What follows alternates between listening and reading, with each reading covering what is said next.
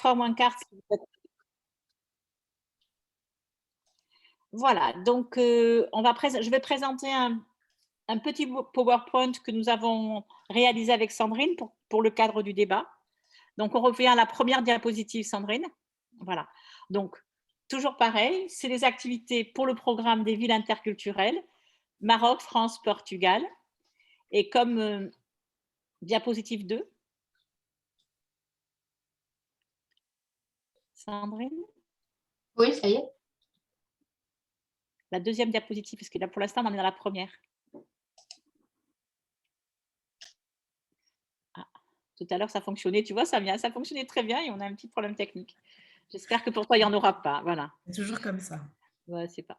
Donc, l'objectif du projet de ces trois pays, c'est de valoriser les villes interculturelles et de présenter les bonnes pratiques des associations ou des sociétés de coopératives comme la Friche dans les espaces publics. Évidemment, depuis de très nombreuses années, depuis même notre création, on encourage les dialogues et les pratiques interculturelles. Et on veut non seulement échanger des points de vue, des idées, mais aussi des modèles de bonnes pratiques, des opinions, des initiatives qu'on peut reproduire dans d'autres pays. Donc, évidemment, valoriser les bonnes pratiques de la société civile. Et pour nous, ça va de pair avec un combat qui est permanent, lutter contre les préjugés racistes, sexistes, la stigmatisation des minorités, des migrants, des réfugiés, des demandeurs d'asile. Pour nous, tout le combat qu'on mène systématiquement s'inscrit toujours dans le combat contre le racisme et contre le sexisme et pour l'égalité des droits.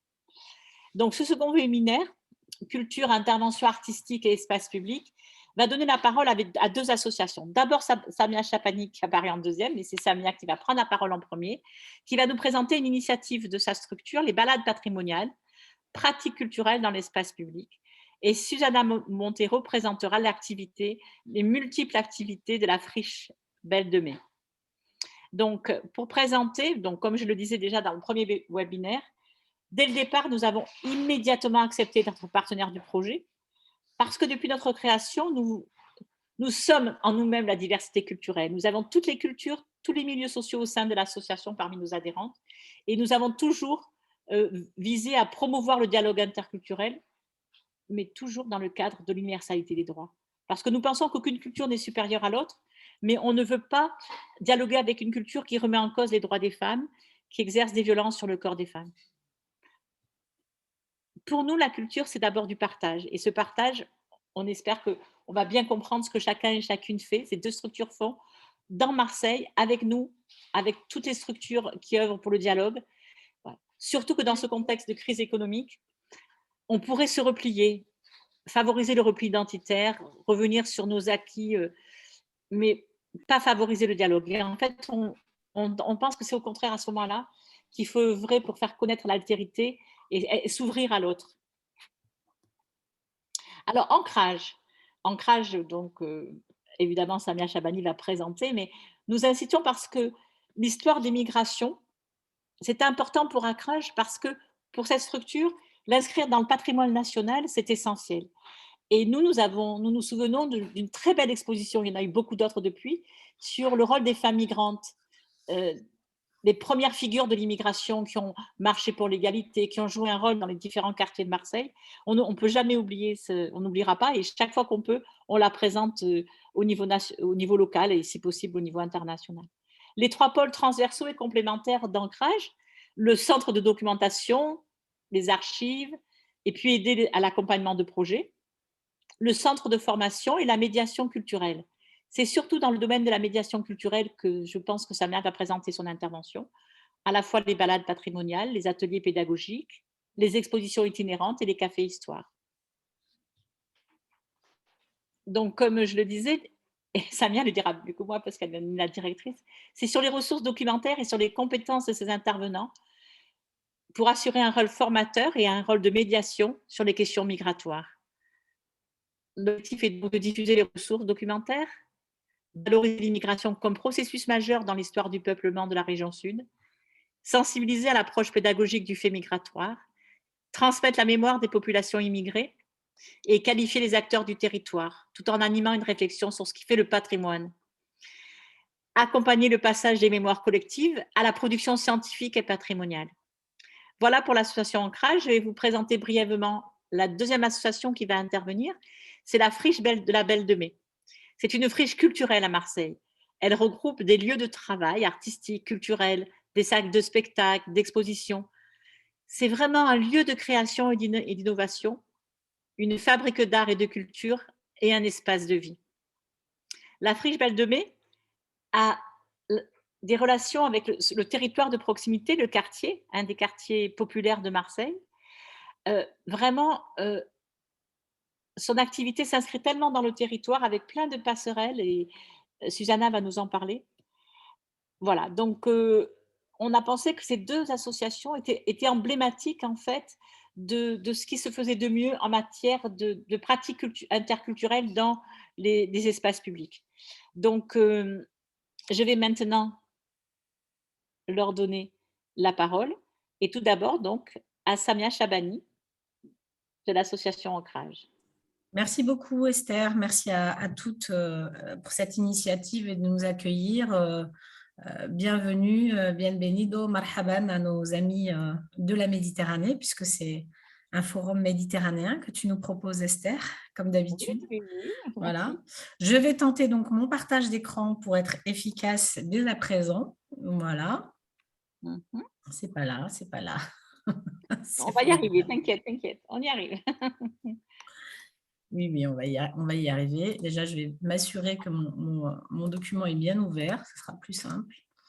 Voilà, ça prend un petit peu de temps. Je m'en excuse, mais on va y arriver. Prends tout ton temps. Alors.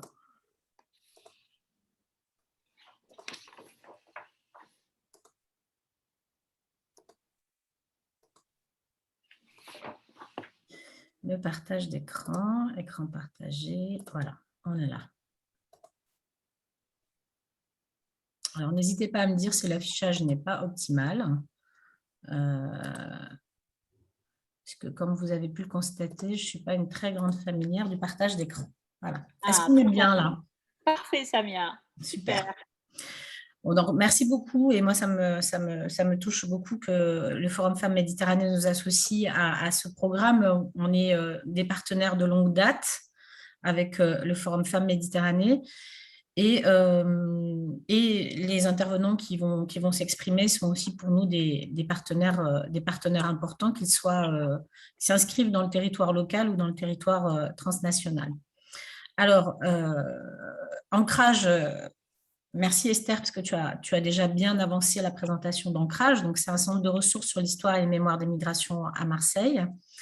C'est un centre de ressources documentaires qui existe depuis 2000, qui propose en fait des formes un peu alternatives finalement au contenu qui concerne l'histoire des migrations, qui peuvent être présents dans les programmes scolaires en France, mais aussi évidemment dans les musées, dans tous les espaces finalement où la narration sur le récit national et sur la question de la présence des étrangers en France est mise en scène.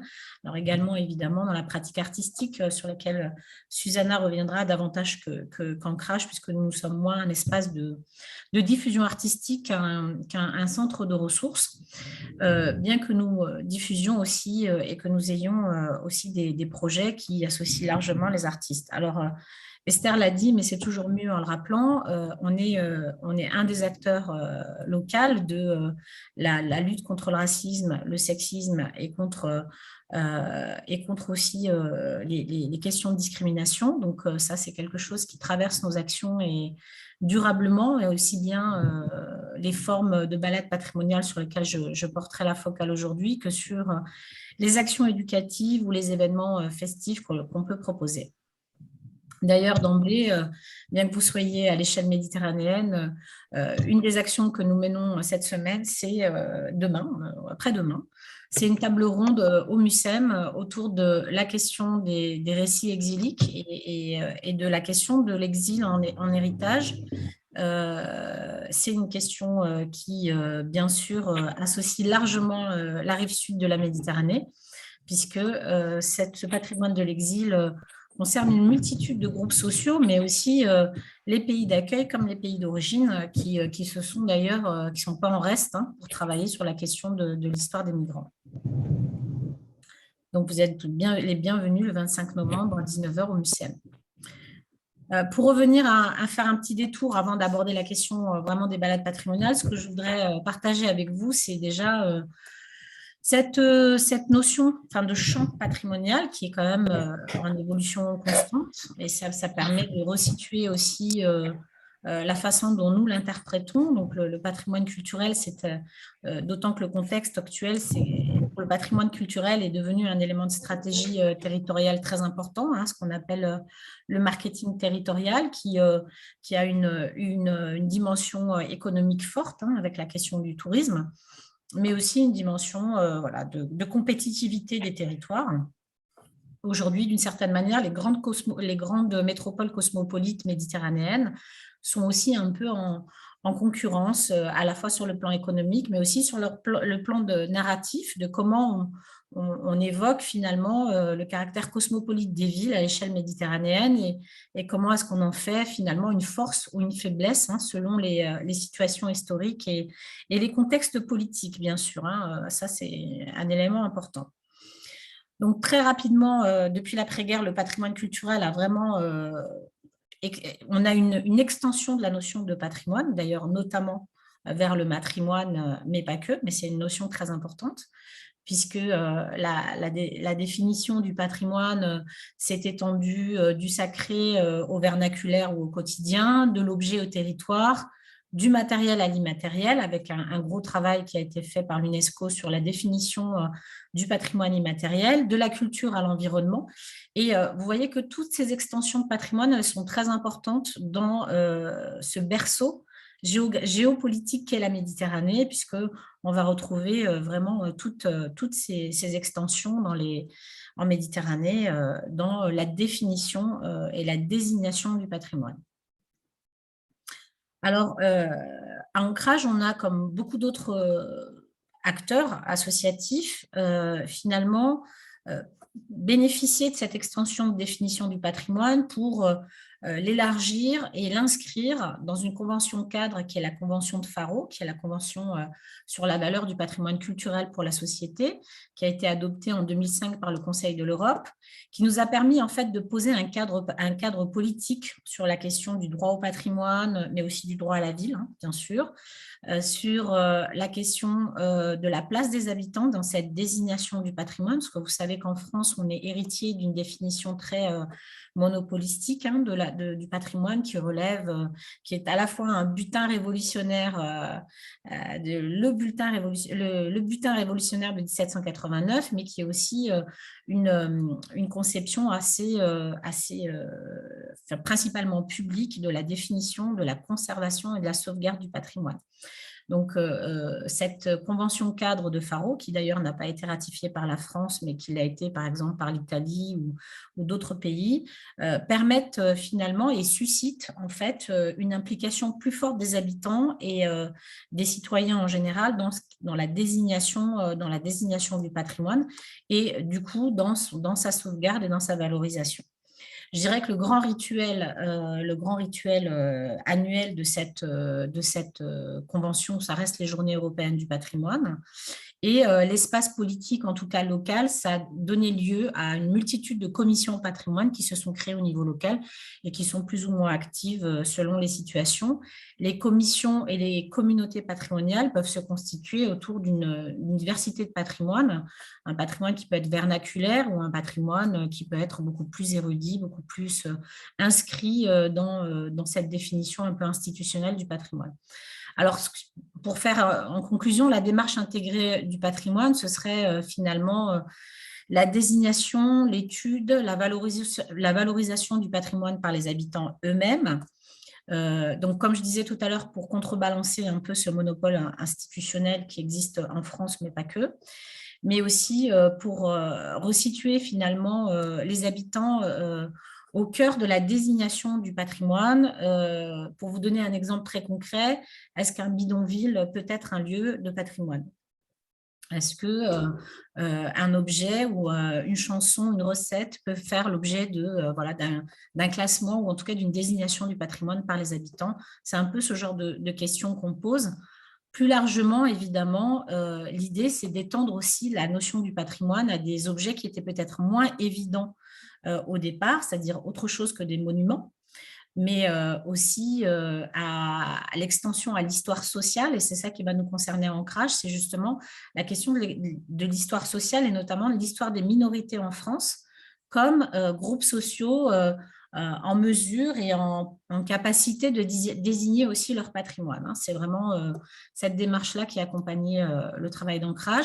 C'est aussi évidemment, parce que je ne suis pas historienne de formation, mais sociologue, de bien prendre en considération que ce travail que nous menons, c'est aussi une forme d'accompagnement des mémoires et de participation des mémoires de ces différents groupes sociaux qui ont moins voix au chapitre, évidemment, que les professionnels du patrimoine ou des historiens, etc., des chercheurs.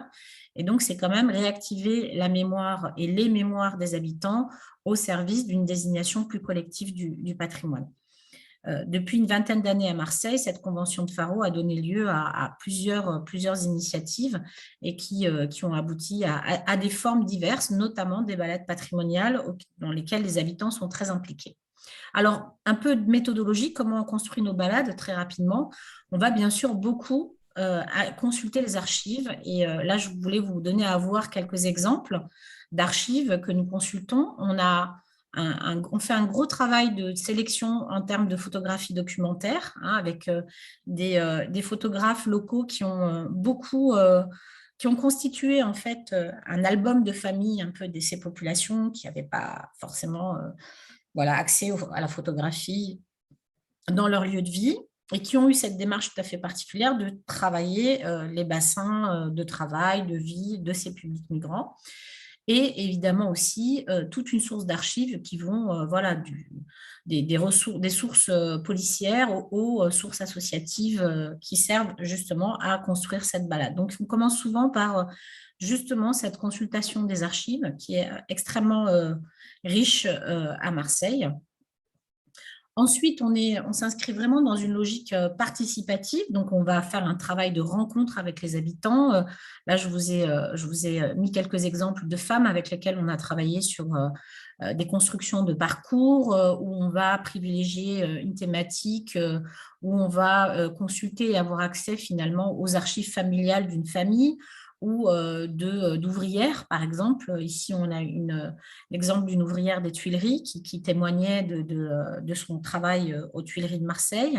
Ça peut être également, évidemment, animer un atelier qui va susciter finalement des réminiscences chez les habitants et qui vont donc témoigner de l'histoire de leur famille dans un lieu de vie ou dans une entreprise.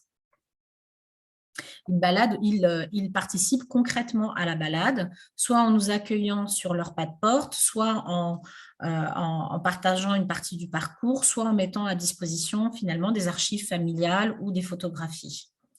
Ce sont des balades aussi qui ont une vocation plus didactique et pédagogique que touristique. On aimerait aussi qu'elles soient plus artistiques et théâtralisées, mais quoi qu'il en soit, les habitants prennent toujours beaucoup de plaisir finalement à venir raconter leur histoire et être vraiment impliqués dans ces balades patrimoniales. Alors, évidemment, selon les quartiers et les territoires, on va privilégier une thématique, une industrie.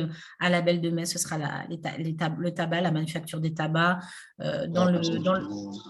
Dans le nord de Marseille, ce sera par exemple à Saint-Prieuil, à Saint-Henri, ce sera les Tuileries. Voilà, il y a selon les quartiers évidemment des ancrages différents d'histoire industrielle. Et il y a aussi une dimension très importante qui est celle de l'architecture et de l'habitat, puisqu'on a à Marseille la chance d'avoir une diversité finalement d'habitats à faire découvrir et qui nous permet de situer aussi les catégories sociales dans l'histoire d'un quartier avec la maison du maître, la maison du contremaître, les formes d'habitat ouvrier qui sont nombreux à Marseille, notamment les courries italiennes qui ont donné lieu à un relevé très précis de l'atelier du patrimoine de Marseille. Bon, j'avance parce que c'est un peu long, ma prise de parole. Donc, évidemment, les archives de presse qui sont très importantes parce que Esther le disait, la presse de l'immigration et sur l'immigration qui a jalonné finalement l'histoire de Marseille, elle est très illustrative des phases de rejet, des phases d'accueil des différentes populations immigrées, dont n'ont pas été victimes que les populations algériennes ou maghrébines, mais largement aussi les populations italiennes, par exemple. Et d'ailleurs, actuellement, il y a une très belle exposition aux archives municipales qui revient sur la présence des Italiens à Marseille et Marseille l'italienne, qui donne à voir que l'arrivée des populations sur un territoire, ça donne assez régulièrement, finalement, lieu à des phases de rejet et souvent aussi à des phases d'accueil, heureusement. Donc, je vous le disais, la question du bâti et la question des formes d'habitat, très importante. Là, on a des photographies documentaires. On a un projet du village kabyle qui a été conçu dans les années 50 à Marseille. On voit aussi une gravure d'une des premières mosquées proposées à Marseille, mais qui n'a jamais vu le jour.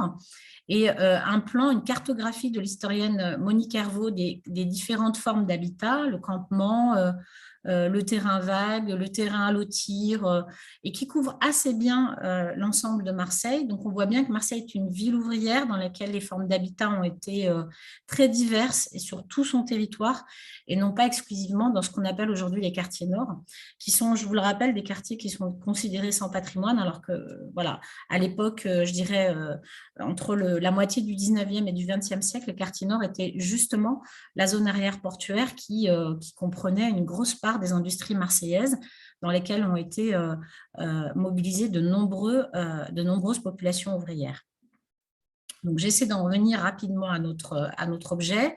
Donc, les balades patrimoniales, vous l'avez compris, s'inspirent de trouvent leur souffle dans toutes ces archives, ces nombreuses archives, à la fois documentaires et iconographiques. Donc là, on a, je voulais vous montrer, parce que c'est d'actualité, quelques affiches de David Delpiane, notamment sur l'exposition coloniale de Marseille dont on s'apprête à marquer, je n'ai pas dit célébrer, hein, à marquer le centenaire en 2022. Centenaire de l'exposition coloniale de 1922 et soixantenaire de l'indépendance de l'Algérie. Donc, vous voyez la résonance que ces contenus peuvent avoir à l'échelle transnationale, hein. C'est vraiment une dimension importante du travail que nous menons.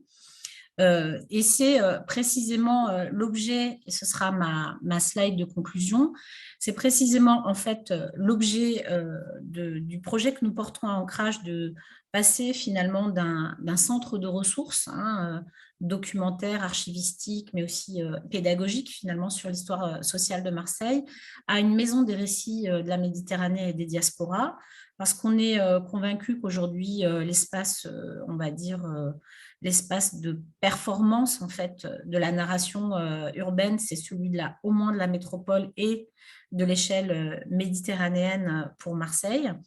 Et puis, vous avez vu dans l'intitulé, il y a Méditerranée, mais il y a aussi diaspora. Pour nous, c'est important parce que l'approche, en fait, dans la relation un peu bilatérale dont on hérite en France avec les pays du Maghreb ou d'Afrique ou même d'Asie d'ailleurs, des anciens territoires et départements français, c'est une façon très particulière d'aborder la question. Traiter de la question des habitants et notamment des habitants issus des populations, des anciennes populations coloniales en France, c'est encore une autre façon d'aborder le sujet. C'est pour ça qu'on insiste sur la question de la diaspora, puisque quand on est binational, on a déjà une part d'acculturation qui fait qu'on a réinventé nos identités, nos cultures, nos emprunts culturels. Donc, à l'échelle du territoire de Marseille, c'est finalement l'opportunité de redéfinir un peu l'international à partir du local.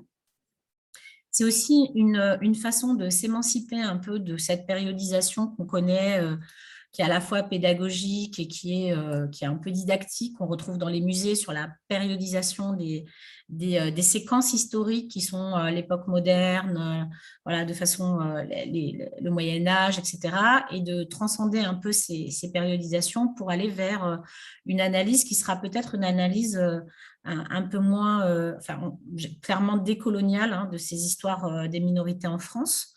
Donc, vous voyez, on est encore sur des sujets qui sont à la fois une façon de faire le lien avec le présent et notamment l'accueil, par exemple, aujourd'hui des exilés, des réfugiés en France et en Europe, mais aussi une façon de réinterroger les identités, et notamment les identités diasporiques dont nous sommes issus, puisque nous sommes issus des migrations, issus des colonisations. Voilà, je m'arrêterai là et je reviendrai vers vous si vous avez des questions. Merci beaucoup au Forum Femmes Méditerranée. Merci à toi, Samia, parce que c'était passionnant, parce que tu as à la fois présenté ce que vous faites, mais tu l'as bien présenté dans une dimension à la fois patrimoniale, historique et sociologique. Et bon, moi qui habitais pendant plus de 40 ans dans les quartiers nord de Marseille, je vois un petit peu les croix, ce que tu dis. Et cette histoire de la classe ouvrière à Marseille, c'était aussi c'était imbriqué. Et donc, vraiment, je t'en remercie. Donc, maintenant, je prends les questions-réponses. Donc, je n'ai pas vu s'il y avait des personnes inscrites parce que j'étais passionnée par ce que tu as dit. Qui souhaite prendre la parole, poser des questions ou donner son point de vue? Pour l'instant, je ne vois pas de main levée.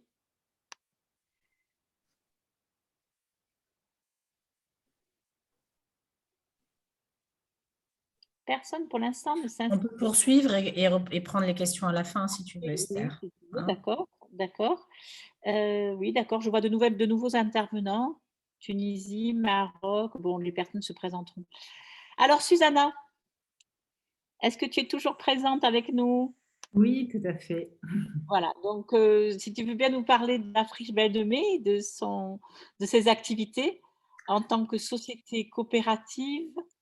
D'intérêt collectif. Voilà, j'allais dire d'intelligence collective, mais c'était vraiment ça, d'intérêt collectif. On essaye aussi d'être sur l'intelligence collective. Vous mettez les intelligences en commun, vous donnez le meilleur de chacun et ça fuse beaucoup à la Friche. Vas-y, Susanna, tu as la parole. Merci Esther pour l'invitation.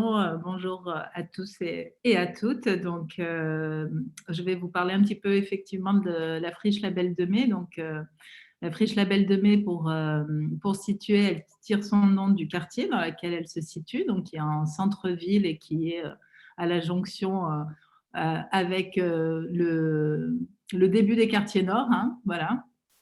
Donc, c'est un quartier extrêmement pauvre, hein, un quartier ouvrier, et friche parce qu'elle est située sur un patrimoine industriel qui était donc une fabrique de cigarettes, l'usine Seita, en 92. Donc, le lieu a été racheté par la ville de Marseille et des artistes se sont installés pour en faire un lieu de fabrique et de diffusion artistique. Donc, la friche va fêter ses 30 ans l'année prochaine, en 2022. Donc, évidemment, l'histoire est longue et donc, c'est pas ça, de ça dont je vais vous parler, de toutes les années qui ont traversé, qui ont transformé la friche, hein, puisque, bien évidemment, 30 ans d'histoire, c'est une lente transformation physique, mais aussi dans son projet. Je vais plutôt vous parler aujourd'hui de la friche, de ce qu'elle porte au cœur de son projet. Donc, c'est un espace, effectivement, on l'a dit, de diffusion, d'expérimentation artistique et culturelle. Donc, la société coopérative est l'entité juridique qui gère et coordonne le lieu. Un lieu immense, hein, puisqu'il s'agit de 40 000 mètres carrés au sol et en exploiter 110 000 mètres carrés. Donc, on dit que c'est un petit bout de ville dans la ville, hein, puisque effectivement, il y a 2 entrées sur le site et c'est un espace immense. Donc, il y a la société coopérative, voilà, qui a cette fonction d'animer, de piloter, de coordonner, d'assurer voilà, toute la programmation et toute l'activité, mais aussi d'avoir les missions d'intérêt général, de développer le projet en lien avec son territoire, ses habitants, ses publics, et évidemment aussi tout l'écosystème de la friche. Et donc, l'écosystème, c'est les associations qui sont résidentes à la friche Et il y en a beaucoup puisqu'il y en a 70. Donc, dans tous les champs disciplinaires, hein, donc théâtre, danse, musique, toutes les esthétiques et toutes les arts sont représentés à la friche. Donc, on a des espaces d'exposition d'art contemporain, on a des salles de spectacle vivants, on a des salles de musique actuelle, de concerts, et on a d'autres usages qu'on a énormément travaillé ces dernières années, qui sont aussi des espaces à vivre, et notamment à travers voilà, d'autres pratiques. Donc, on a des espaces comme le restaurant, voilà, une petite cafétéria, on a une librairie, on a aussi une crèche avec les enfants du quartier et ou travaillant à la Belle de Mai qui sont, voilà, donc il y a 70 places pour des jeunes enfants accueillis à la crèche. Et on a aussi tout un tas d'espaces à vivre qu'on a travaillé ces dernières années. Donc, on peut citer le Playground, qui est un espace de loisirs, donc pour la pratique sportive, qui est situé à l'entrée de la cour principale, donc dans la friche, où on peut y pratiquer en accès libre tout un tas de pratiques sportives, donc foot, basket, trottinette, roller, dans la continuité d'un skatepark qui était déjà existant auparavant. Et on a énormément travaillé ces dernières années sur d'autres espaces plus de loisirs récréatifs, comme la place des quais, dans la continuité du restaurant, où les gens peuvent venir pique-niquer, fêter les anniversaires. Et on a aussi tout un tas de jardins partagés, donc qui sont mis à disposition des habitants du quartier, qui viennent du coup cultiver leur parcelle. Et ces usages, c'est très important parce que c'est vraiment ce qu'on travaille à la friche, c'est de croiser effectivement les usages et les publics, puisque évidemment se croisent là tout un tas de personnes qui sensiblement ne se croiseraient pas, et ils viennent à la friche pour voilà, différentes pratiques et différents usages. Et ça, c'est très important dans la vie de la friche, puisque on a des personnes qui viennent voir un spectacle, qui ensuite viennent au restaurant se poser, fêter l'anniversaire. Voilà, tout ça se croise et fait que c'est un lieu de vie et une fourmilière un petit peu exceptionnel. Il y a aussi l'entité, une donnée qui est importante aussi, c'est sa grande ouverture en termes d'horaire et de durée, hein, puisque la friche ouvre de 7h à 23h tous les jours et 365 jours par an. Donc, quand bien même il n'y a pas d'exposition parce qu'elles sont en démontage ou qu'il n'y a pas de spectacle, il y a toujours quelque chose à faire à la friche. Et voilà, ce principe-là, on y tient beaucoup et c'est ce qui fait aussi le caractère exceptionnel du site.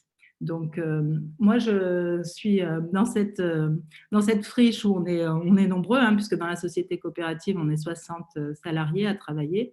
Moi, je m'occupe de tout ce qui est action culturelle et donc de toute une équipe qui travaille à mes côtés, qui est une équipe de médiation, et donc avec deux types de médiation. Une médiation, on va dire, plus culturelle, artistique, sur tout le volet d'accompagnement des groupes, des différents publics sur les expositions d'art contemporain, et 4 médiateurs qui ont une fonction hybride de médiation sociale et médiation culturelle, puisqu'ils sont au quotidien dans la cour, au cœur de l'entrée de la friche, devant le playground, et ils vont, voilà, leur mission, c'est de s'assurer que cette cour voilà, vivent bien, que les publics, les jeunes et les familles qui viennent pratiquer en toute liberté le foot, le basket, le roller, etc., puissent voilà, avoir une écoute, un accueil bienveillant, puissent du coup emprunter du matériel qu'on met à disposition gratuitement. Et dans cette relation quotidienne de rencontre, de dialogue, va se tisser toute une relation de confiance.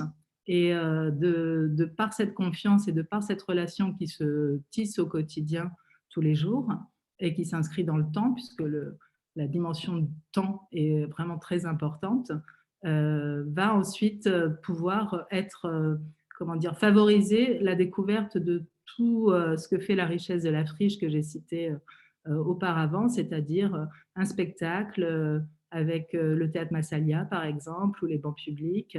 Une exposition dans la tour Panorama avec frame, triangle, et tout un volet qu'on met en œuvre d'ateliers, de stages pendant les vacances, donc de pratiques voilà, destinées et conçues spécifiquement pour les jeunes publics et qui sont aussi pour une grande partie gratuites.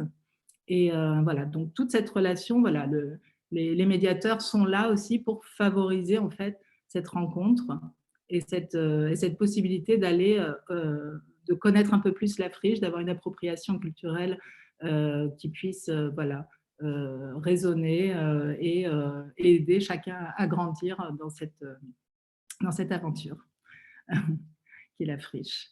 Donc voilà, il y a énormément d'actions. On a des espaces du coup qui sont dédiés à la pratique avec les jeunes, qui est un espace qui est situé au 2e étage de la tour, entre les plateaux d'exposition, qu'on appelle la plateforme, qu'on a créé ces dernières années, où on a des espaces mutualisés pour voilà, rencontrer tout un tas d'artistes et de propositions artistiques.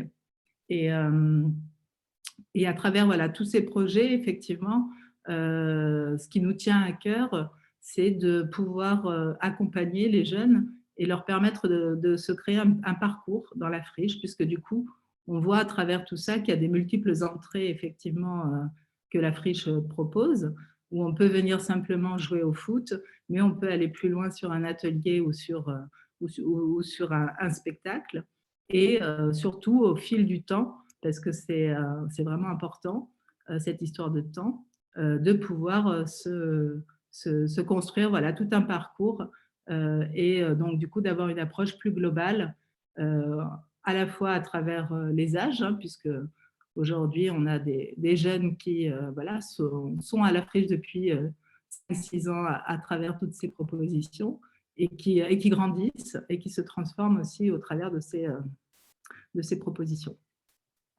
Voilà, donc ça, c'est un travail de longue haleine au quotidien qui ne marche que parce qu'il y a effectivement cette équipe de médiation qui est là au contact quotidien et qui, du coup, voilà, nous permet de travailler un peu aussi sur la connaissance de ces publics, d'être évidemment à l'écoute et de tenter que ces publics se croisent, se mélangent et qu'on puisse voilà, être ensemble dans une meilleure interconnaissance et voilà, dans l'ambition évidemment de pouvoir aussi que ces jeunes soient acteurs de propositions et puissent eux-mêmes monter des projets et des propositions et qu'on puisse accompagner leurs envies aussi de monter, de réaliser des projets. Merci beaucoup, Susanna. Alors, comme je le disais, effectivement, vous fabriquez de l'intelligence collective, et à la fois dans ce lieu qui est presque aussi grand qu'un village, comme tu l'as dit, c'est inscrit dans l'Euroméditerranée, mais vous êtes entre le cœur de Marseille et les quartiers. Voilà. Quand on prend le bus 31, 33, 34, qu'on vient des quartiers nord, vraiment, on arrive, vous êtes au cœur vraiment d'un territoire très vaste. Et en fait, ce que j'adore, parce que j'ai vu la création de la friche, j'ai vu le développement, j'ai vu l'inscription dans le territoire, mais je suis émue de savoir que vous êtes maintenant 60 employés qui travaillent, et en fait, ils travaillent à faire rencontrer les publics, les générations, les disciplines, que ce soit le sport, la culture, la gastronomie, être ensemble, passer un petit moment. Je trouve que c'est ça qui fait des pratiques culturelles intéressantes dans les espaces publics, parce que c'est pas cloisonné, c'est pas on va au cinéma, on va au théâtre. Il y a une grande dynamique intéressante, et vraiment, bon, je suis heureuse que vous ayez participé et qu'on puisse rendre visible votre activité et vos projets dans le futur livret. Voilà, je vais donner donc la parole. Des questions, s'il y a des questions qui se posent, aussi bien à Susanna de la Friche qu'à Samia Jabani d'Ancrage. Je suis à votre écoute. Je note qui veut prendre la parole. N'hésitez pas. Parce que c'est vrai que c'est tellement riche tout ce qu'elles ont dit que, bon, parfois on peut se sentir modeste, mais justement, c'est ça qui est intéressant dans les webinaires, c'est qu'on découvre et on peut vraiment plus savoir ce qui se fait, les points forts, les difficultés rencontrées. Parce que moi, je sais qu'à la Belle de Mai, il y a des grandes difficultés, parce que j'y ai vécu pendant quelques temps, très récemment. Et comme tu le disais, Susanna, avec la misère sociale, avec les questions économiques, avec la délinquance du quartier qu'il ne faut pas mettre de côté, c'est vraiment difficile. Et donc, je trouve que vous, c'est vraiment l'espoir de montrer qu'on peut faire différemment. Alors, je vous écoute. Qui se lance? Moi, je vais me lancer. Suzanne, je vis au Portugal, donc nous sommes ici au Portugal, mais j'ai eu la chance d'aller à Marseille et j'ai découvert la friche et j'ai vraiment trouvé ça un espace inspirant, avec de l'inspiration, avec de la bonne humeur. Je suis allée en été, donc il y avait les activités sur les toits, les expositions. On a découvert l'endroit tout à fait par hasard parce qu'on logeait dans ces quartiers. Et en fait, un jour, au lieu de sortir à droite, on est sorti à gauche et on a découvert la friche et ça a été une révélation. Donc, effectivement, je peux te tutoyer, tout ce que tu as dit, c'est tout à fait ça. C'est vraiment un espace fabuleux et qui est un projet vraiment magnifique. Et qui est connu à Montemort, parce que je crois qu'on a ici les officines du couvent qui ont aussi fait, il y a quelques années, une découverte de votre espace. Donc, la friche est connue ici chez nous, de différentes manières. Magnifique, magnifique. Merci pour votre témoignage. Ravie que la friche soit connue jusqu'à Montemort. Mais tu as noté, Susanna, qu'elle a dit que c'est par hasard. Elle est sortie d'un côté au lieu de l'autre, tu vois, c'est dommage. Et ça me fait rebondir sur le côté effectivement labyrinthique de la friche où on peut effectivement se perdre et où régulièrement les publics se perdent malgré toutes les tentatives de signalétique, de plans, de lignes rouges marquées au sol, etc. C'est quelque chose qui reste et que je pense qu'il continuera d'exister toujours. Et pour moi, c'est une richesse aussi de pouvoir effectivement se perdre à la friche parce que voilà, il y a une phrase, donc là on a mené tout un travail un petit peu sur voilà, ce qu'on appelle le schéma d'orientation coopérative qui trace un peu les 10 années de la friche. Il y a une phrase qui revenait comme ça à l'entrée, c'est « Si tu as compris la friche, c'est qu'on te l'a mal expliqué ». Voilà, effectivement, il y a autant de manières de voir la friche et de vivre la friche que d'individus. Et ça, je pense que c'est quelque chose qu'on doit préserver. Quand bien même ces dernières années, on a énormément travaillé sur la réhabilitation des espaces. Aujourd'hui, concrètement, il y a très peu d'endroits encore en friche dans la friche. Tout est très conçu, bâti avec des usages. Voilà, on rajoute des usages, mais où du coup, voilà, les espaces, on va dire, en friche existent moins. Mais néanmoins, malgré toutes ces tentatives effectivement de structuration et de figer des usages, on voit que ça reste quand même un grand terrain de jeu pour les enfants. Et effectivement, on peut rentrer complètement par hasard dans la friche et qui a à la fois ce côté, on va dire, riche de pouvoir discuter, rencontrer quelqu'un, voir quelque chose qui n'était pas prévu dans la même soirée, passer d'un spectacle à une autre proposition qui n'a rien à voir.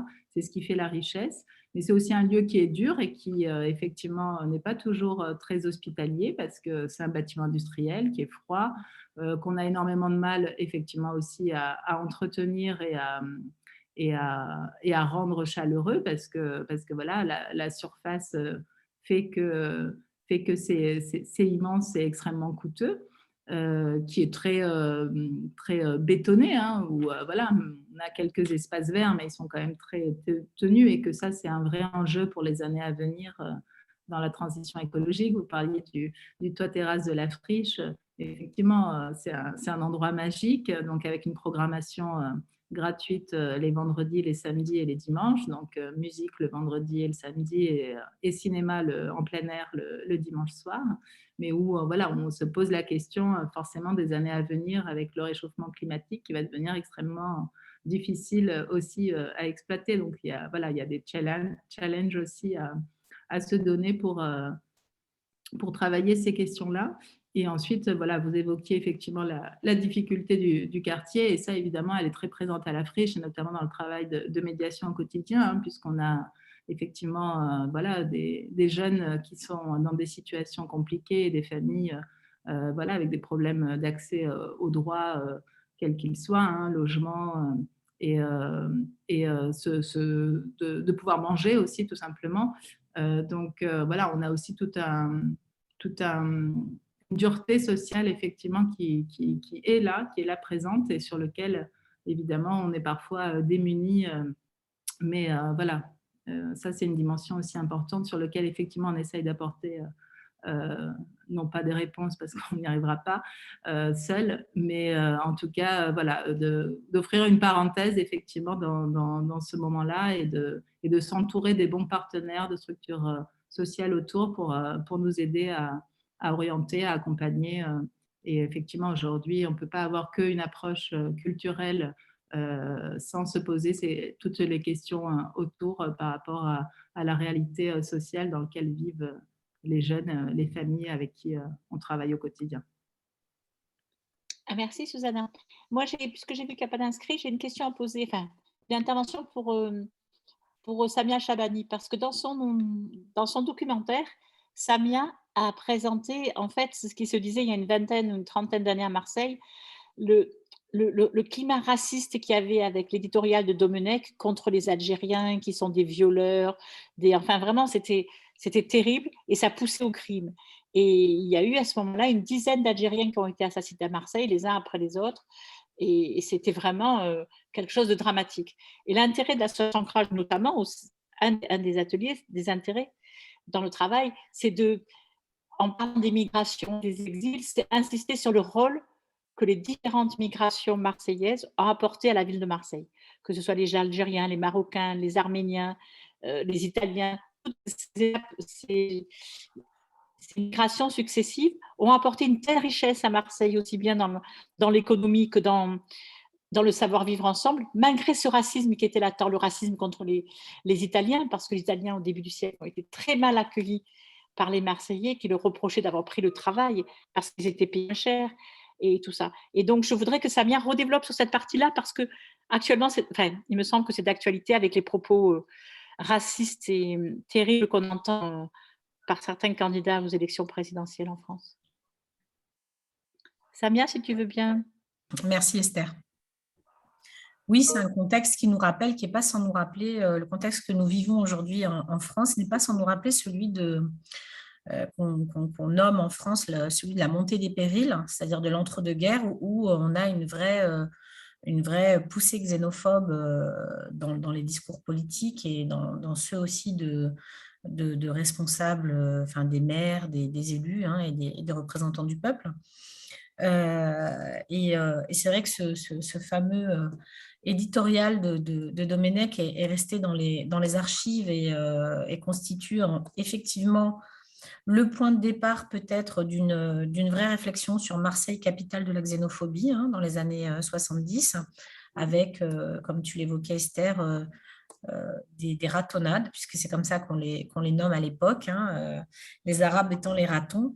Donc vraiment des personnes qui s'inscrivent vraiment dans la catégorie des indésirables, comme l'ont été les Juifs avant eux, pendant la Deuxième Guerre mondiale, etc. Donc il y a vraiment une histoire de la xénophobie qui n'est pas du tout une histoire uniquement française, hein, qui est une histoire évidemment que chaque pays doit porter à son capital, comme l'histoire des femmes, comme ce qu'on appelle très, très généralement l'histoire, la micro-histoire, qui est aujourd'hui, qui émerge dans l'espace public, parce que c'était quand même l'objet de notre webinaire, qui émerge dans l'espace public par un patrimoine qu'on qualifie de dissonant. Ben, ça peut être, par exemple, célébrer des personnes qui ont participé justement à ces ratonnades ou à des formes de génocide ou de crimes contre l'humanité. Il y en a malheureusement encore, même si on a l'impression qu'ils ont totalement disparu, ce n'est pas le cas. Donc, il y a tout un travail aujourd'hui qui émerge dans le patrimoine et dans l'espace public qui, en fait, interroge la présence d'un patrimoine statuaire, d'un patrimoine toponymique, notamment colonial, mais pas que, hein, puisque j'ai eu l'occasion d'aller au Portugal et j'ai vu qu'on célébrait aussi, évidemment, Christophe Colomb. Voilà, il y a des personnages aujourd'hui qui n'apparaissent plus seulement comme de grands explorateurs, ce que longtemps, on va dire, dans l'histoire locale, et dans les histoires nationales, évidemment, et dans les histoires impériales, on a gardé. Et Susanna évoquait le quartier de la Belle de Mai. Le quartier de la Belle de Mai, c'est aussi celui des casernes. Ça a été celui de la manufacture des tabacs, mais il faut imaginer une emprise foncière extrêmement importante avec aussi des casernes très importantes comme la caserne du Muy, hein, qui sont à proximité de la gare et qui étaient aussi des lieux de mobilisation et de démobilisation des troupes, notamment celles qui ont servi l'expédition coloniale de la France vers l'Afrique notamment.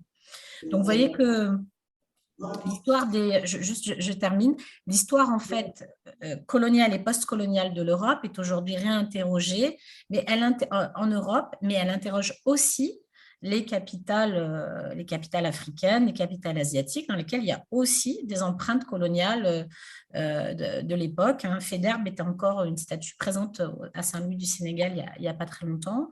Donc on voit que cette résonance historique aujourd'hui, elle interroge l'époque coloniale et de fait, elle interroge les représentations racistes dont nous avons hérité de la période de l'esclavage colonial et de la colonisation.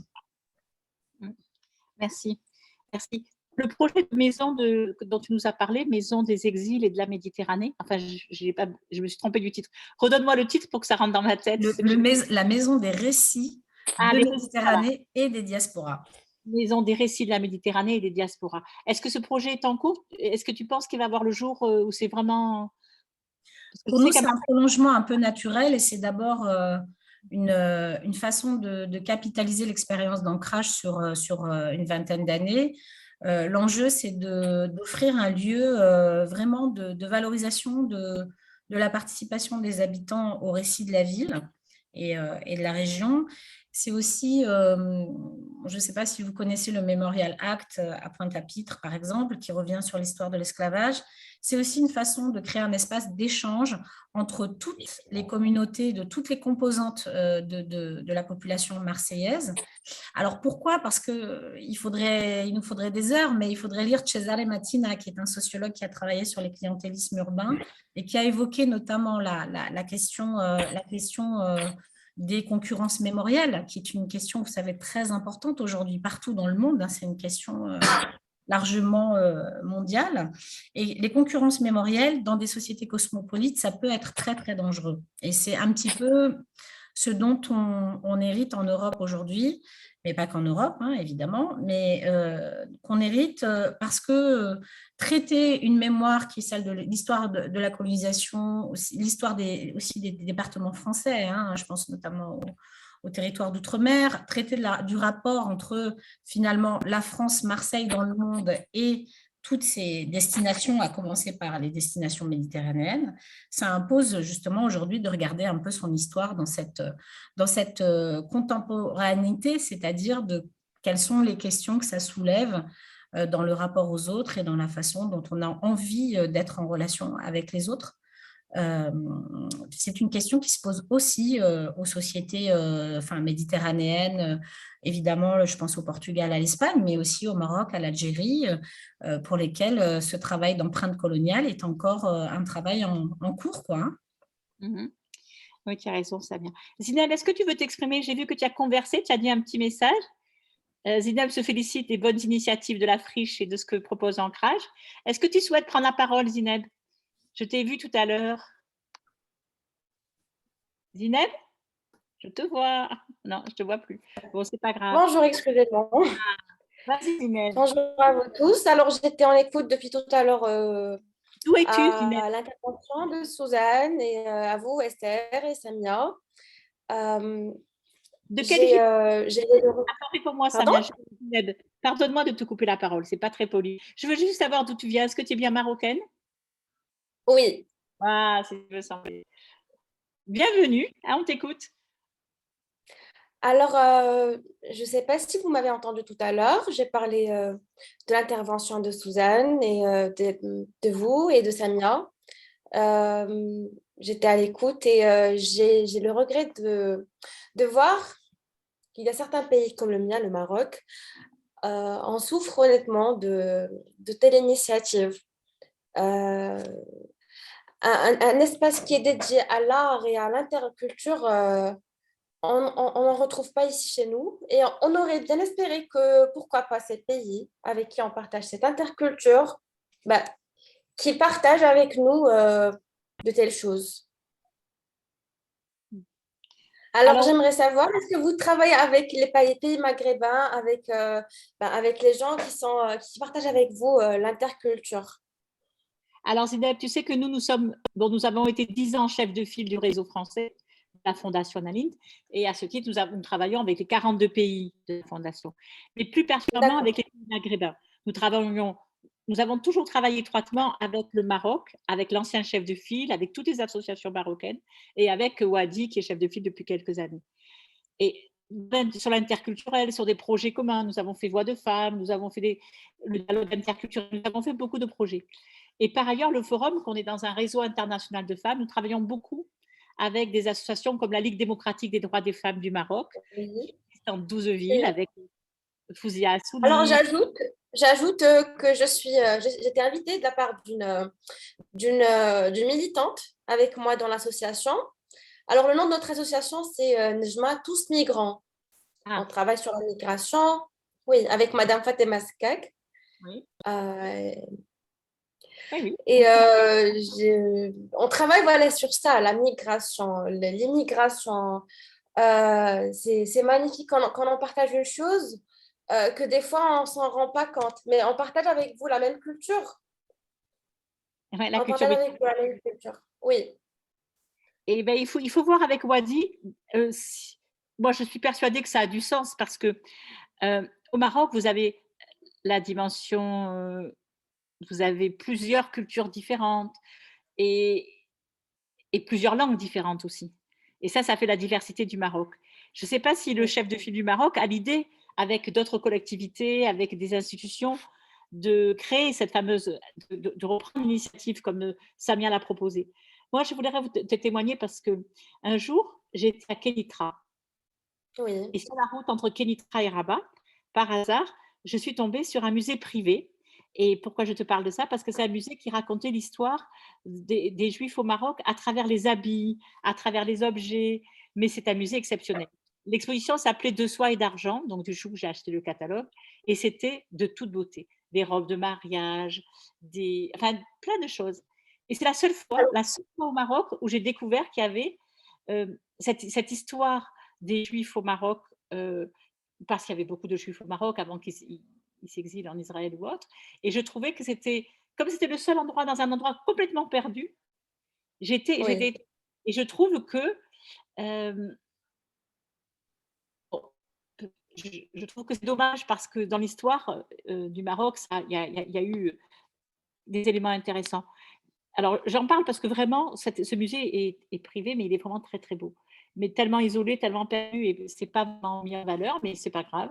Si un jour, il y a, comme tu le proposes, comme tu le suggères, cette volonté de raconter toutes les cultures, les langues, les possibilités, parce qu'avec bon, les Berbères et le Maroc, c'est important. Je sais qu'on les met de côté, je sais que il y a plusieurs Maroc, plusieurs identités différentes, dont une partie Exactement. d'identité qu'il ne faut pas mettre de côté.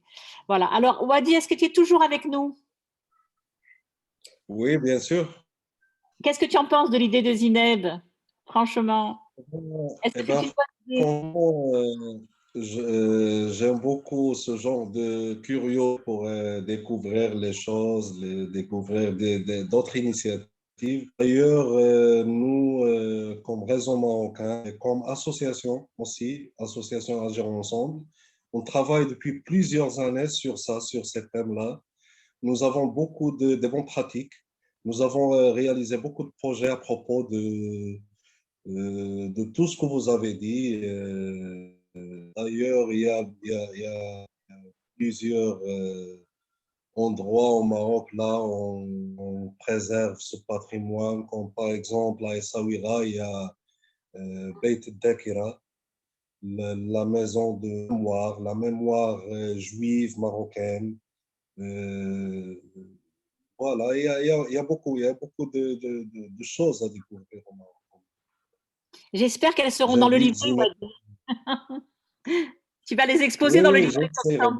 Voilà, on compte sur toi. Oui. Qui souhaite intervenir?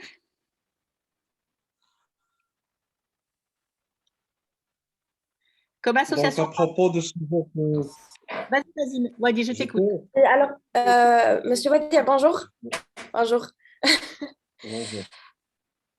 Alors, j'aimerais juste montrer une chose, c'est qu'en fait, au Maroc, il y a une grosse somme, grande masse de gens qui sont là, ils ont quelque chose à apporter, mais malheureusement, des fois, pour bénéficier d'espaces où ils pourront pratiquer leur art, c'est payant. Malheureusement, c'est pas comme la- À la fin. c'est pas comme chez vous, voilà. C'est pas comme chez vous. Et ça, en sorte, ça stoppe un petit peu, ça freine cette grande énergie à apporter des choses. Je pense que nous, comme association, on aimerait bien pousser les jeunes à s'exprimer librement et gratuitement à travers des ateliers. Mais malheureusement, c'est très, très, très, très rare au Maroc. Alors, même si on essaie, ça n'arrive pas à ce nombre qu'on estime, qu'on voudrait. Wadi, tu voudrais répondre? Parce qu'après, je donnerai la parole à quelqu'un d'autre. Est-ce que tu souhaites répondre à Zineb? Oui, oui. Oui, je vais répondre et aussi je vais ajouter à propos de sujets abordés en général, il y a deux questions qu'on doit poser à propos de la première intervention. Quelle est l'importance du patrimoine et comment le valoriser? C'est la première question. Je crois que, à mon avis, le patrimoine joue toujours un rôle de cohésion entre les peuples et les cultures.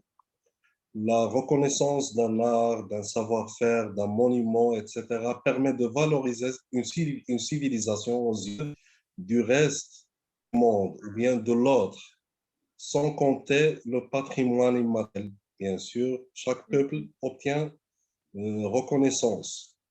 Cette mise en valeur pose notamment sur l'accueil, l'encadrement et l'animation réalisés par les divers agents du secteur. Cette valorisation se traduit également par l'organisation d'événements en lien avec le patrimoine, mais aussi par le développement de l'éducation artistique et culturelle. L'autre question, c'est pourquoi, où est l'importance, pourquoi pareil, de valoriser ce patrimoine. Mais d'abord, Le est-ce que vous patrimoine, trouvez qu'il y a assez de chances pour valoriser ce patrimoine? Est-ce qu'il y a assez d'ateliers, d'occasions pour faire ça déjà? Est-ce que tu trouves qu'au Maroc aujourd'hui, il y a assez de chances pour ça? Zineb, il ne faut pas couper la parole à Wadi. Il faut se parler les uns les autres parce que sinon, allez, vas-y, Wadi, fini. Après, tu reprends la parole. c'est à nous de le valoriser. C'est à nous, comme notre cher ami dans son invention, elle a dit, la valorisation du patrimoine par les habitants eux-mêmes doit être fait par les habitants eux-mêmes. Donc, le patrimoine possède une valeur pour ses caractéristiques, propos et aussi pour ce qu'il évoque et représente. Si nous souhaitons il a besoin d'être protégé d'abord, car la perte du patrimoine, la perte d'une part de identité.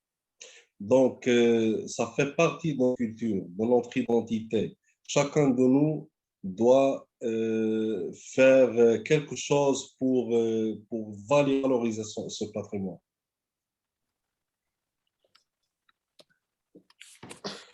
D'accord.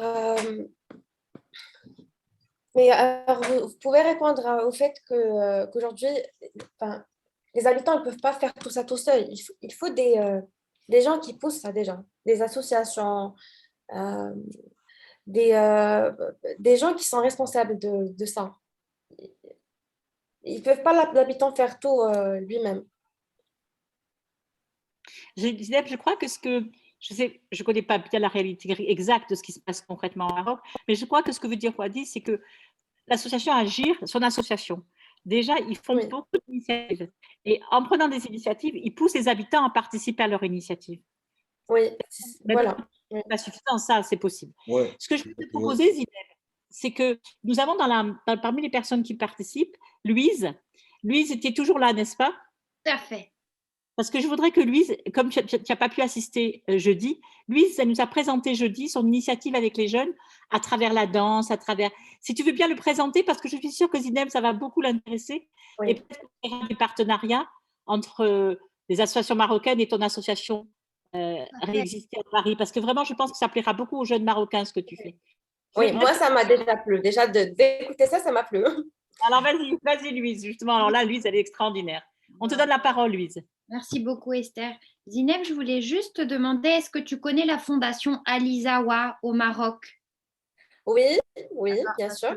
Ça, c'est Oui. quand même une fondation moi, que j'ai rencontrée à travers un projet autour de la fondation Alizawa et la Fédération française des MJC, donc des maisons pour les jeunes et la culture en Île-de-France. Et c'est une fondation qui, pour moi, porte tout à fait haut et fort ce que tu dis là, tu vois. Et dans pas mal de pays, de villes, excuse-moi, au Maroc, il y a des maisons pour les jeunes et la culture, dans des zones où il n'y a pas de pratique artistique et culturelle pour les enfants ou les amateurs. C'est ce genre de lieux-là qui prennent en puissance et il faudrait que tu te tournes vers eux pour mettre tes forces. Tu vois, j'aurais envie de te dire ça. Je trouve qu'il y a de très belles initiatives sur le territoire qui sont en train de prendre en puissance. D'accord. Alors, je voudrais qu'elle te raconte son expérience. Parce qu'elle a pas. Tu vas voir après tout ce que ça va te donner comme idée.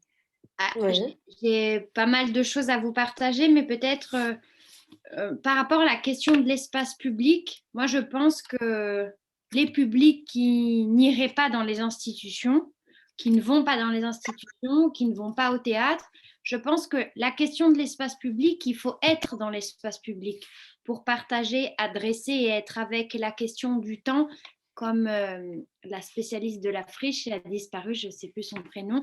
Susanna, elle est là. Susanna, la rencontre, la durée, être ensemble, faire commun dans la multiplicité. Je pense vraiment, et en Afrique de l'Ouest, moi qui ai été cet été à Bamako avec l'artiste Lassina Koné, qui a créé un centre de formation qui s'appelle Fonden Lab à 45 km de Bamako. C'est une structure de formation et pour lui, l'avenir, c'est l'espace public. Parce qu'en Afrique de l'Ouest, les gens ne vont pas dans les salles de spectacle. Il y a l'Institut français qui a le monopole ou l'Institut Goethe, mais c'est des institutions très problématiques historiquement. Et c'est que les privilégiés qui y sont. Et lui, c'est un convaincu de l'espace public et qu'il faut aller à l'extérieur. Et lui, du coup, il forme des générations. On a commencé un projet qui s'appelle D'une rue de Bamako, un projet au cœur de l'espace public de recherche dans une rue d'un quartier populaire de Bankoroji. Et du coup, on y a été 3 semaines en résidence et c'était très intéressant de voir comment on rencontre les familles. On leur demande l'autorisation d'être sur le pas de leur porte. Il ne s'agit pas de faire un show, il ne s'agit pas de rendre ça commercial, mais comment partager le même espace et en prenant soin des papas qui vont à la mosquée, des familles qui traversent. Il ne s'agit pas de faire la bête de foire, mais comment être ensemble dans ces espaces. Et il se passe déjà beaucoup, beaucoup de choses. Donc pour moi, l'espace public, les artistes, les populations, c'est là qu'il se joue des choses. Les institutions, elles ne peuvent pas tout faire à l'intérieur. L'entrée dans une institution, c'est déjà énorme. Je pense que c'est à nous à faire du hors les murs aussi et à aller avec et à aller à l'extérieur. Voilà, ça c'est une chose pour l'espace public. La Fondation Alizawa, et sinon, comme disait Esther, pendant le confinement, les institutions étaient fermées à cause du confinement strict et j'ai eu l'idée d'aller avec des amis aux esthétiques, aux âges différents, aux pratiques amateurs, professionnelles, des gens qui avaient un certain âge retraités mais passionnés d'art et culture, de se retrouver sur les théâtres à l'époque qui étaient occupés. Le théâtre de l'Odéon à Paris, le théâtre de la Colline.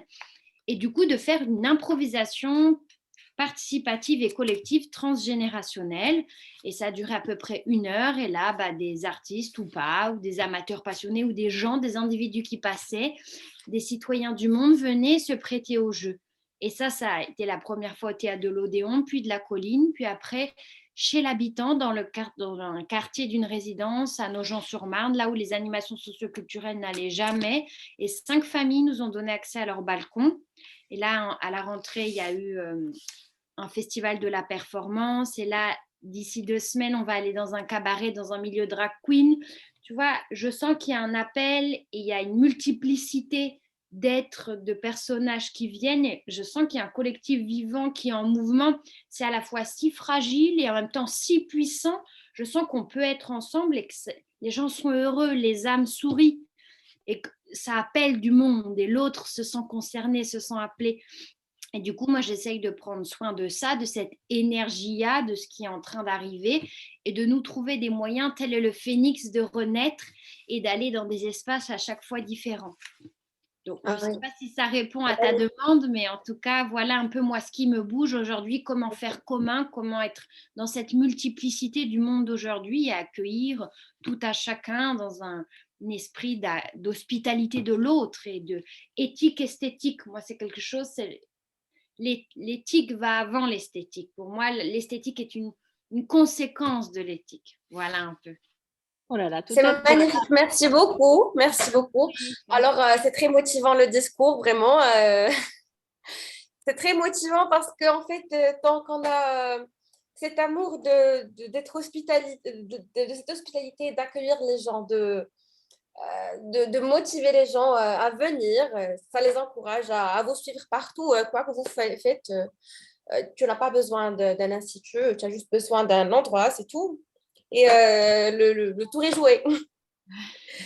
Merci beaucoup, Louise. J'aimerais bien savoir, est-ce que vos fondations, alors les associations avec qui vous êtes, travaillent avec des associations au Maroc?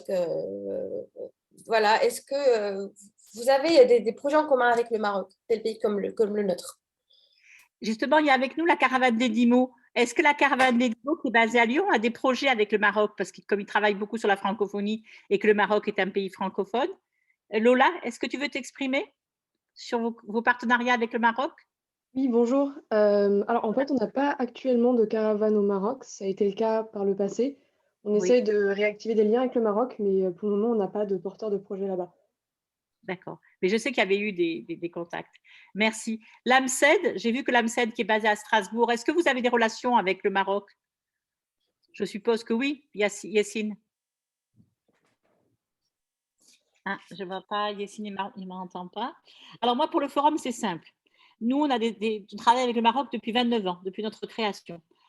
Et Oui. donc, on travaille avec Solidarité féminine de Aïcha et Chanap, des mères célibataires à Casablanca, avec la Ligue démocratique des droits des femmes, avec… Oui, c'est très intéressant. Ce que je peux dire, Sandrine, tu vas mettre pour tout le monde le lien. On a relancé le concours international de nouvelles qui est ouvert aux jeunes, même les jeunes qui sont mineurs. Merci, Et en fait, merci le partage. dans ce Voilà, concours, en fait, c'est que le thème de cette année, c'est demain de ce concours, c'est demain la Méditerranée. C'est la 25, en fait, on a interrompu pendant 4 ans, mais c'est le 25e concours. Et qu'est-ce qui se passe à travers ce titre, demain la Méditerranée? On invite les femmes à écrire, c'est réservé aux femmes, parce qu'on fait de la discrimination positive. Il y a beaucoup de choses pour les hommes et nous, on favorise l'expression et la créativité des femmes. Et à travers ce concours, donc, il y a eu beaucoup de très beaux textes au Maroc. Et notamment, il y a le texte d'une personne âgée, un peu plus âgée, c'était le legs. Et c'est à l'époque, il n'y avait pas encore le changement du code du statut personnel de la Modawana, et il y avait encore la possibilité de la répudiation. Et elle, en fait, avec une grande tristesse, qu'elle a écrit un texte magnifique, elle a dit, nous femmes marocaines, ce que nous… Enfin, je te résume, parce qu'elle a mieux écrit que ça, mieux dit.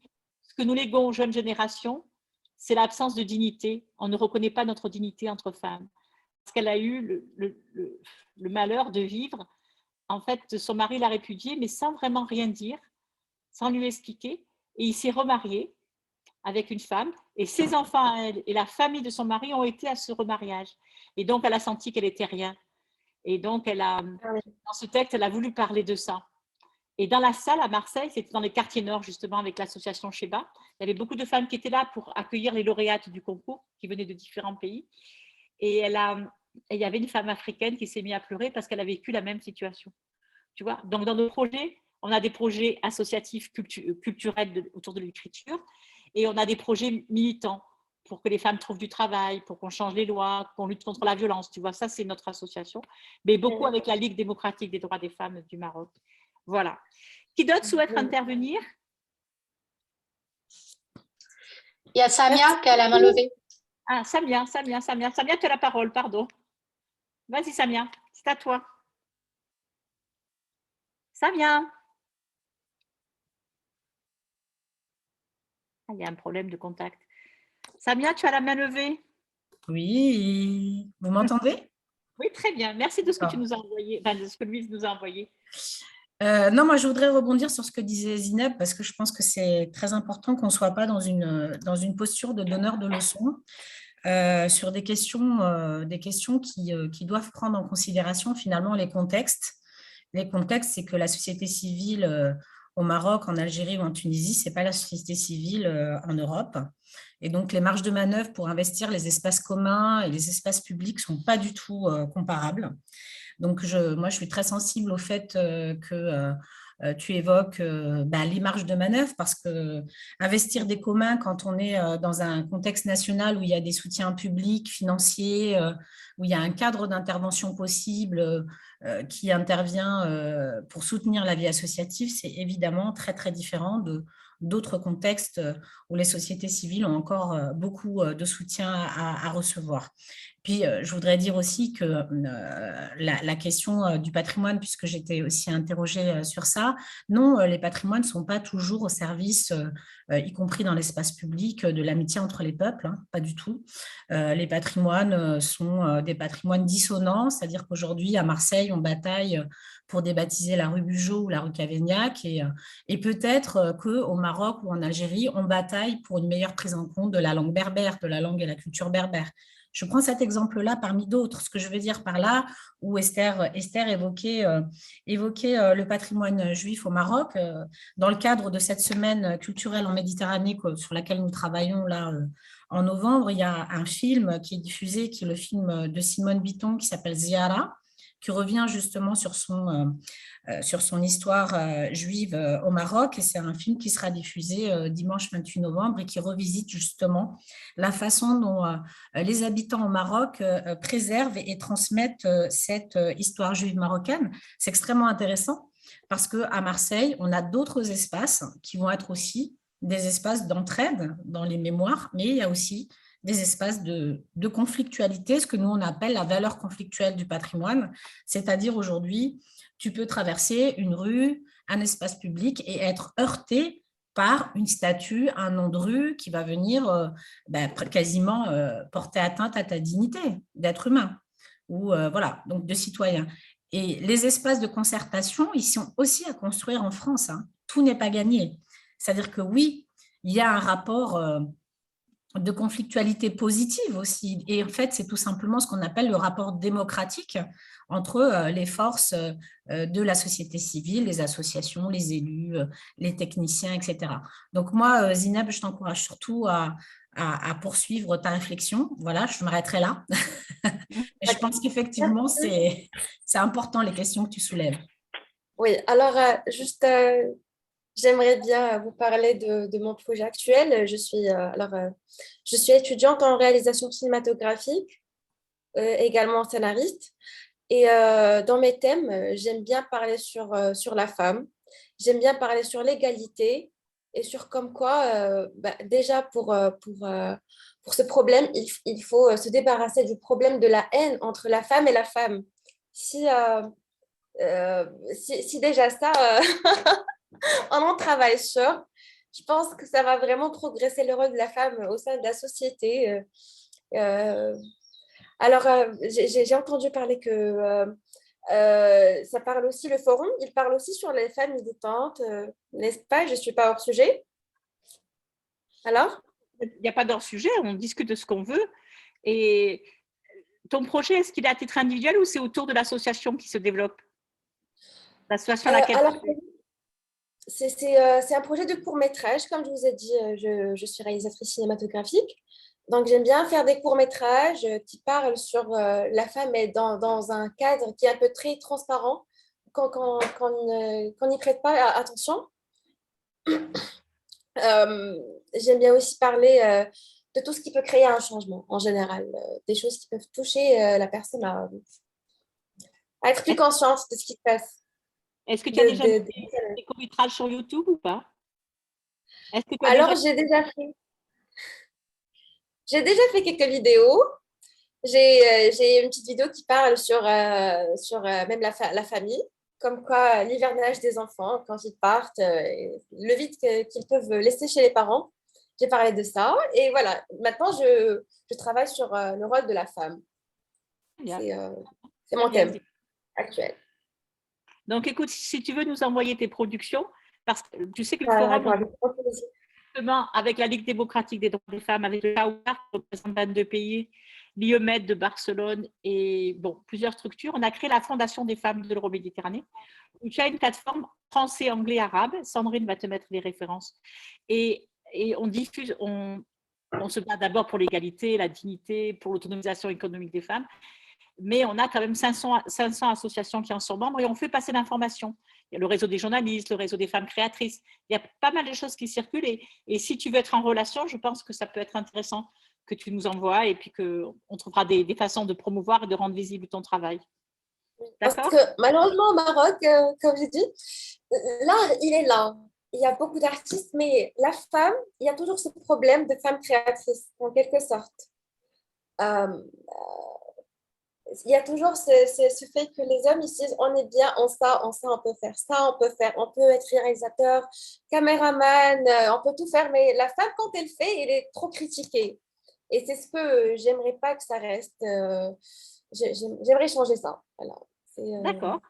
D'accord. Oui. Écoute, donc, s'il n'y a pas d'autres intervenants, comme il y a plusieurs personnes qui doivent quitter la séance, moi, je t'invite à rejoindre des associations féministes au Maroc, il y en a plusieurs, et par là, tu verras que le travail va pouvoir aboutir parce qu'elles se battent pour la mise en évidence et elles se battent aussi pour rendre visible la création des femmes. Je pense que c'est la meilleure solution en complément de l'association à laquelle tu appartiens.